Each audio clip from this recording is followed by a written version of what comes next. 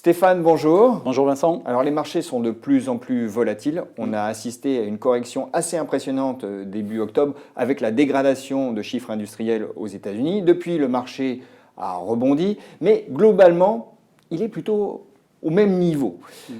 Volatilité élevée, marché plutôt en stase. Généralement, on se prend des coups. Donc ma question, elle est toute simple. Est-ce qu'on peut encore espérer gagner de l'argent en bourse d'ici la fin de l'année ? Oui, je pense qu'on peut encore faire de l'argent sur les bourses d'ici la fin de l'année, mais il va falloir être très prudent et regarder quel type d'investissement on fait. Alors, on va commencer par les fondamentaux. Vous savez qu'on rentre dans la période de résultats, ça commence vers la mi-octobre. Donc les entreprises vont commencer à nous dire ce qu'elles ont eu en termes de résultats, mais aussi, surtout, ce qu'elles attendent pour l'année prochaine. J'espère qu'elles resteront positives. Elles étaient assez prudentes après les résultats du deuxième trimestre. Mais a priori, on attend plutôt une saison des résultats médiocres qui continuerait sur la tendance qu'on a vue jusqu'à présent. Oui, puisqu'on a eu 2 trimestres consécutifs de baisse des résultats aux États-Unis. Et on s'attend à un 3e trimestre consécutif de baisse des résultats. Alors les résultats baissent, par contre les flux de trésorerie restent très importants. Pourquoi c'est un point crucial ? Parce que vous avez un niveau d'investissement qui reste très très faible aux États-Unis, en particulier parce que les grandes multinationales ont fait passer le bébé aux Chinois, aux Vietnamiens, etc. Donc elles ont en fait très peu de capital à porter, très peu d'usines à rénover ou à reconstruire. Et donc leur niveau d'investissement est très faible. Pourquoi c'est important ? Parce que quand vous avez des bénéfices, vous ne consommez pas vos bénéfices pour investir. Donc vous vous retrouvez avec des flux de trésorerie très importants, vous le rendez à l'actionnaire. Ça, c'est le miracle de la faiblesse économie, c'est-à-dire l'économie sans usine. En fait, c'est l'économie sans usine, mais pas pour tout le monde. Voilà, on appelle ça le capitalisme sans capital, en fait.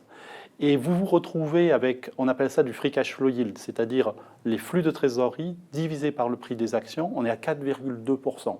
Donc une rentabilité qui est très élevée. Donc vous voyez, quand je suis actionnaire, finalement, je dois pouvoir espérer en moyenne sur le marché américain 4,2% de flux de trésorerie, ce qui est quand même assez appétissant.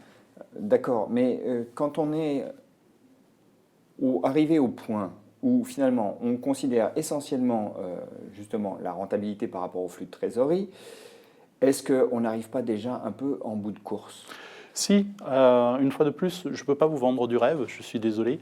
Je pense qu'il y a encore un niveau de bénéfices et de flux de trésorerie qui peuvent soutenir le marché. Par contre, effectivement, les potentiels de hausse restent limités. Je vous ai parlé des entreprises dans la microéconomie. Si on regarde la macroéconomie, il y a très clairement un ralentissement 2019 par rapport à 2018 et on s'attend à une année 2020 qui sera médiocre. Donc le potentiel de hausse pour le marché en agrégé, pour moi, reste relativement limité. Alors un potentiel de hausse limité, mais reste à savoir si on n'a pas un potentiel de baisse qui est, lui, important. Parce que, ok, là, vous êtes en train de nous parler de ralentissement, mais la crainte du marché, c'est bien une récession à l'heure qu'il est. Oui, alors il y a un point qui est très intéressant, en particulier sur le marché européen, cette fois-ci, c'est que si vous regardez la valorisation du marché européen, elle est proche de la moyenne de long terme. Donc vous avez l'impression que le marché n'est ni pessimiste ni optimiste. Par contre, si vous regardez par secteur, et je vous ai amené un graphique sur le sujet, vous avez une dispersion très très forte des valorisations. C'est-à-dire qu'il y a des secteurs qui sont extrêmement chers. Alors là, ce qu'on voit, c'est en zone euro. Hein. C'est pour la zone euro, oui. C'est particulièrement le cas en zone euro. Vous avez des secteurs qui sont extrêmement chers et des secteurs, par contre, qui sont quasiment à la casse. Et ces secteurs-là sont les plus cycliques. Donc ça veut dire qu'en fait, le marché, en moyenne, est à peu près là où il doit être. Mais en fait, cette moyenne, en quelque sorte, ment un petit peu ou conduit à une erreur d'analyse, parce que vous avez un écart qui est absolument énorme.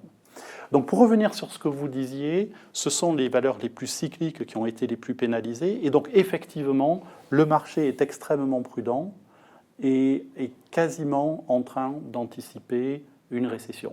Pas très violente, mais effectivement, il y a un pessimisme assez marqué si on regarde ces indicateurs-là. Mais le pessimisme du marché semble quelque peu fondé. Alors, je vous propose, pour vous apporter un peu la contradiction, de vous soumettre un graphique qui provient en fait de la recherche de Merrill Lynch. Il s'agit de la différence de performance sur 24 mois et en pourcentage entre valeur value, c'est-à-dire les valeurs des côtés, et valeurs de croissance. Et les traits grisés qui apparaissent, les traits verticaux, signalent les récessions. Donc, cet indicateur qui mesure la sur- ou la sous-performance de la value par rapport à la croissance est un bon prédicateur de récession. Or, on peut se raconter encore une fois que justement, cette fois, ce sera différent, mais on se situe bien dans une zone d'annonce de récession. Mais c'est exactement le point. Les valeurs value, c'est quoi? C'est les valeurs qui sont décotées. Pourquoi elles sont décotées? Parce que le marché s'en méfie, ne veut pas payer cher. Parce qu'elles ont trop de dettes, parce qu'elles ont des problèmes de business model, parce qu'on n'a pas confiance en elles. Donc quand vous avez une récession, c'est ces valeurs faibles qui vont souffrir le plus et qui sont le plus décotées. Donc quand vous avez une très forte décote des valeurs value, ben c'est que vous vous approchez d'une récession ou que le marché anticipe une récession. Mais c'est bien là l'argument, c'est qu'en fait, paradoxalement, même si en moyenne le marché est à peu près proche de sa valeur fondamentale, vous avez effectivement des signaux qui vous montrent que le pessimisme est extrême sur certaines valeurs.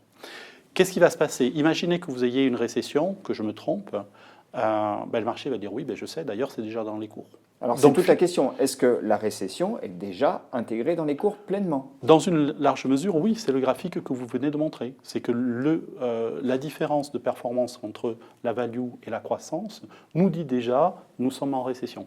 Donc le marché a fait son travail, qui est d'anticiper, et il nous dit moi je pense qu'on est en récession. Donc si vous avez une récession, vous avez déjà eu la baisse derrière vous. Par contre, si le marché se trompe et si on n'a pas de récession, ce qui est notre vue, mais avec une croissance très très molle, le marché va se dire « Ouh là là, j'ai été trop pessimiste, il faut remonter ». Donc vous voyez, moi j'aime bien ça parce que c'est un pari asymétrique. Je ne vous dis pas que si on a une récession, tout ira très bien et que c'est complètement pricé, mais la baisse est minorée puisqu'on l'a déjà eu en grande partie. Par contre, en sens inverse, si vous avez des bonnes nouvelles, le potentiel de rebond est beaucoup plus marqué. Donc vous ne perdez pas beaucoup, mais vous pouvez gagner beaucoup sur ces valeurs-là en fait. Sur ces valeurs-là spécifiquement. Alors, justement, on s'est beaucoup focalisé là sur la value, puisque vous dites les cours intègrent d'ores et déjà le scénario d'une récession. Donc, si on a une bonne nouvelle, on devrait avoir un appel d'air, un rebond. Oui.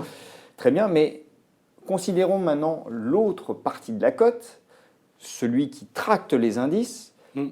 Je parle des valeurs de croissance visibles. Là, enfin, l'écart de valorisation que vous nous avez soumis, on remet le graphique à l'écran. 25,6 de PE pour les valeurs les plus chères en moyenne, contre 14,7 pour les plus décotées. Bon, est-ce que celles-ci, elles ne vont pas tout de même souffrir beaucoup si d'aventure la récession se confirme?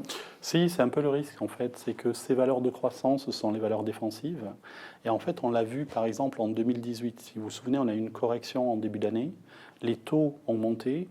Et en fait, ces valeurs de croissance, les valeurs défensives, les valeurs qu'on appelle low bêta, c'est-à-dire celles qui ont une volatilité plus faible que le marché, ont sous-performé. Pourquoi? Parce qu'elles étaient tellement chères et elles étaient tellement surpondérées dans beaucoup de portefeuilles que les investisseurs sont sortis et donc les valeurs défensives, en fait, ont sous-performé et c'était les valeurs les plus risquées qui ont été les plus défensives pendant cette période-là.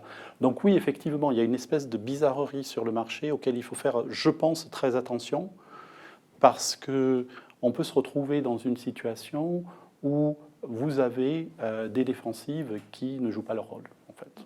Ce qui veut dire aussi que tous ceux qui ont mis leurs économies ou se sont exposés à des fonds indiciels doivent faire attention. Tout à fait, tout à fait. Parce qu'en plus, vous savez, sur les fonds indiciels, vous avez cet effet boule de neige qui est que vous investissez sur les grandes capitalisations. Donc les entreprises qui surperforment ont une capitalisation qui est plus forte, donc il faut les racheter parce qu'elles deviennent de plus en plus surpondérées dans l'indice. Et donc en fait, les bonnes performances sont rachetées et donc ça fait boule de neige. Ça fait partie de cet écart de valorisation aussi, parce que évidemment, les entreprises qui sous-performent ont une pondération qui diminue, donc les fonds indiciels sont obligés de les vendre, donc elles sous-performent, et vous voyez, ça fait boule de neige en sens inverse. Et donc vous tirez sur l'élastique, et l'argument c'est simple, c'est qu'on a un petit peu trop tiré sur l'élastique à mon goût, on est vraiment sur des écarts de valorisation, on appelle ça des valuation gaps en bon franglais. Les valuation gaps sont à des niveaux qui historiquement ne sont pas tenables. Et donc, si on suit, encore une fois, si on prolonge votre raisonnement, il faut tout de même commencer à s'intéresser aux fonds value qui ont énormément souffert ces derniers mois, ces dernières années, on peut dire même. Vous me demandiez si on peut faire de l'argent sur les bourses. Je pense qu'en agrégé, c'est difficile d'être très optimiste sur la performance totale des bourses, une fois de plus, pour toutes les raisons qu'on a mentionnées, l'économie ralentie, etc. Par contre, au niveau sectoriel ou au niveau de style, puisque la value, ce n'est pas un secteur, c'est un style, je pense qu'il y a encore effectivement des choses à faire. Et on commence à voir depuis quelques semaines, depuis septembre, des rotations assez importantes entre secteurs et entre styles.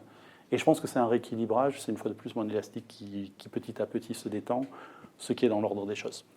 Stéphane, merci. Mais on va revenir sur la question de la récession dans une autre émission, parce que c'est tout de même un peu aujourd'hui l'alpha et l'oméga de ce qui se passe sur les marchés. Et on va essayer de voir si ce scénario de récession tient la route ou pas. Avec plaisir. Merci.